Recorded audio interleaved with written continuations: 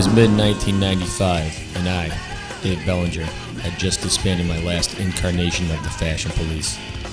I decided that I didn't want the pressure of trying to get famous anymore, but I still wanted to play. I wanted to play all the 80s hard rock hits that I'd come to love, but that were currently out of vogue. The 90s music never really did it for me. I came to an arrangement with one of the former Fashion Police guitarists, Robin Steele Dre.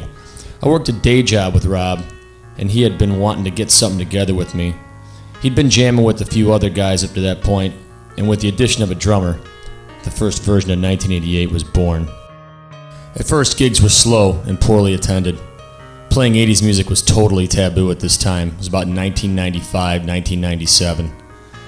We were fortunate enough to score a few shows opening for such 80s greats as Quiet Riot, Great White, and Vixen. After several lineup changes, including Rob's departure, 1988 went on hiatus, and I took another stab at getting famous with yet another original band. After almost a year, I decided that this new venture was futile, and decided to reform 1988.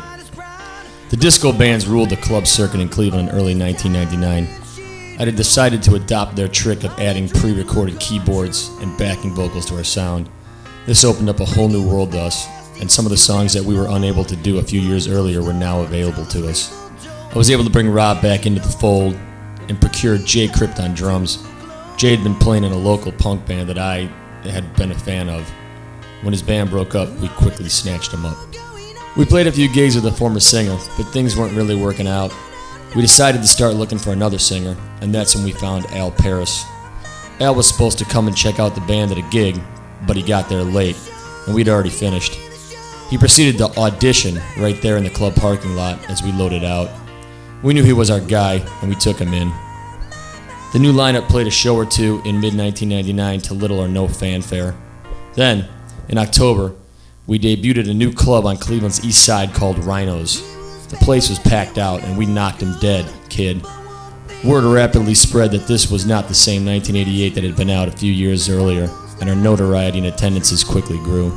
In 2000, it was a new millennium, and the 80s hair metal days were now over 10 years old. The music began to make a comeback in popularity as nostalgia, and we were already in the right place at the right time. I said it before, and I'll say it again. I was uncool for so long that I became cool again. Gigs started coming to us in abundance, and clubs were filling up.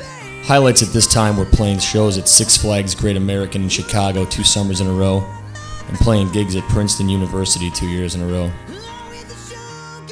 In June of 2003, 4 glorious years into it, Al Paris was forced to leave the band due to family obligations. We brought a singer named Tom Brady into the band and continued on. Highlights in this version of the band were playing at the Nautica stage opening for the Rock Never Stops tour featuring Vince Neil, Rat, and Slaughter. We also played Monterrey, Mexico twice with Tom, and opened for the band Europe at Cleveland's then brand new House of Blues.